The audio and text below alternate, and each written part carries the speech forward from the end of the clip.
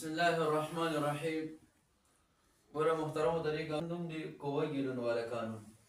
د دې قانون خلاصه داسې ده، دی وایي چې هر و او یا چې هغه راجمع شي په یوه کلمه کې، دا که حقیقتا یو کلمه وي او که حکما یوه کلمه وي، خو دا دواړه په یوه کلمه کې راجمع شوه او د دې دواړو کې یو چې کوم دی نو ساکن وه، په دې دواړو کې یو څه هغه ساکن و.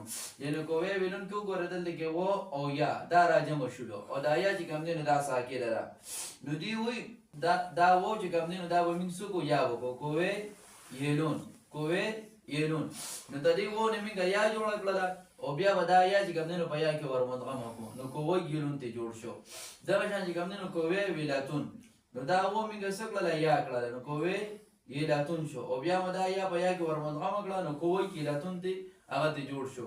نو دې طریقې سره ماشوم سره اسانه صيغه ورته وړل پکار دي او باقي ورسره اجرا پکار ده. داسې د ماشوم په بورډ باندې کوم دي نو پوهه کوه.